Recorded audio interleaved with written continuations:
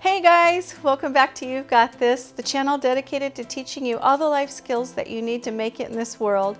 This is part 3 in our credit series, and today we're talking about social credit or social currency.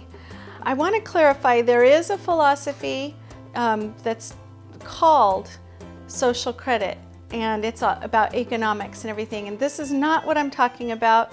I want you to know right away, this is a term that I coined related to this, to a specific, yes, it is a, don't use that, Kai. Okay. It is a term that I have coined related to a very specific concept. And that concept is that as you go through life, you will develop a goodwill from people and towards people that will stand you in good stead in the future. And some examples of that are, so your professor knows you pretty well. You've gone in for help, you've emailed, you've gone in between classes to talk about assignments. They know who you are, you've done consistently good work. And so at a point when you may need it, maybe you need someone to give you the benefit of the doubt. You ask your professor to give you the benefit of the doubt because you're late on turning in an assignment. Well, that professor knows you by now. That professor knows who you are. They know what you're about. They know that you're trustworthy because of, you know, all the efforts they've seen you make in the past and your contact with them. You're a known entity. They're likely to give you the benefit of the doubt when you ask for something specific that you need in the future. Also, maybe you're wanting a letter of recommendation. How can they give you a letter of recommendation if they don't know you? So if you've developed this goodwill and established a history of responsibility, hard work, that kind of stuff, that professor is going to be happy to give you that letter of recommendation in the future when you might want that for a job or for a program you're trying to get into. Or as an example, you have an employer, and you're an employee, and you've shown that employer that you're reliable, trustworthy, honest, you work hard, and something comes up. Maybe you call in sick. That employer is going to look upon you kindly and with respect because they know who you are. They know the good work you've done. They know that you're not asking for anything frivolous, and that there's a real need, and they're going to be more likely to give that to you if you need that day off, or if you're sick at home. They're not going to compel you to come in. This is what I'm talking about when I talk about social currency or social credit.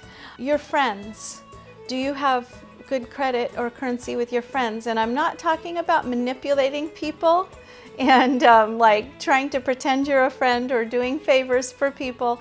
What I'm talking about is, how have you conducted yourself in life? Are you trustworthy? Have you shown that you care, or that you're helpful, or that your word is your honor? When you've said you're going to do something, you actually do it. Are you truthful? You know, are you someone that they consider to be honest?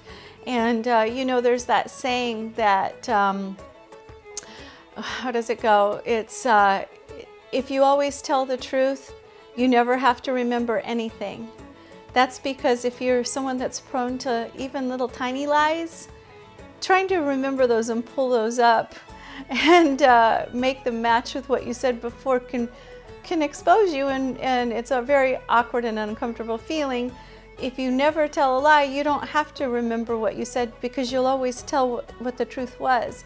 And it's incredibly important to be honest. And so your social credit and currency will grow as you prove yourself to be someone who is honorable, reliable, hardworking, sincere, honest. Those kinds of things, they actually matter, and they can help you to kind of propel yourself through life and through potential career changes or career choices, or just your interactions with your friends, in terms of the quality of the life that you want to have. It's really good to try to hold yourself to the highest level of honor that you can. And I know somebody who I finally gave up on because I decided that that person, the only thing I could be sure of was that I would be disappointed in the end. It was someone who would consistently, like working on projects with this person, would consistently say that they would, do a certain part of that project, and then they just wouldn't do it, or they would do just a really poor job. Blew people off, okay, yeah, let's go do this, and then just was always sick, always had something come up. Those kinds of things can, over time, your social credit and currency can go down. If you show a professor that you've skipped a lot, that you have turned assignments in late all the time, always seem to have an excuse, your entire life can be affected by that kind of consistent behavior. And conversely, your whole life can be affected for the better by showing yourself to be someone that someone's willing to give the benefit of the doubt to, is willing to suggest for a position because they know your history and they see that that you're a good risk for the person that they're going to recommend you to. So think about how you conduct yourself in life. If you're somebody that's prone to telling lies, try to stop.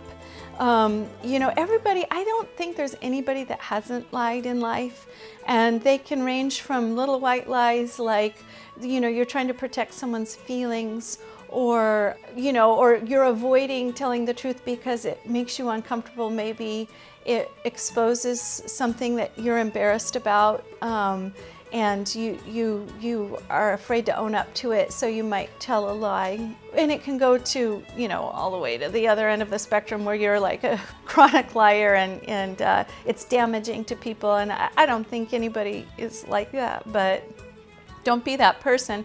And try even to avoid the little white lies. Try to always be truthful and honest and forthright. I know that it doesn't sound, it's kind of like, sounds like grade school stuff, but all of those qualities that create an honorable person are the kinds of qualities that are going to affect every aspect of your life and are going to build your social currency and your social credit. And it's going to help you get ahead. It's not manipulative, it's just being the best that you can be, and honest and hardworking and honorable. So I hope you will take that into consideration. We're all human. We're all never who we want to be, all the time, but we can strive to do better and be better. And it will only be good. It will only do good things for you. So I hope that was helpful. Enlist the benefits of social currency, and see your life become better in every aspect. And give me some thumbs up and subscribe, please. And look at the website, you'vegotthislife.com, and for more information on other topics. Thanks, guys. See you soon. All right, I'm going to keep them rolling real quick for just a second. Uh-huh. I think there's one other thing we need to talk about. Uh-huh. I think that's just the more honest you are in life, when you do lie, it's much easier to get away with it because people don't expect it. I think we just need to take a second to talk about that. I think we're good.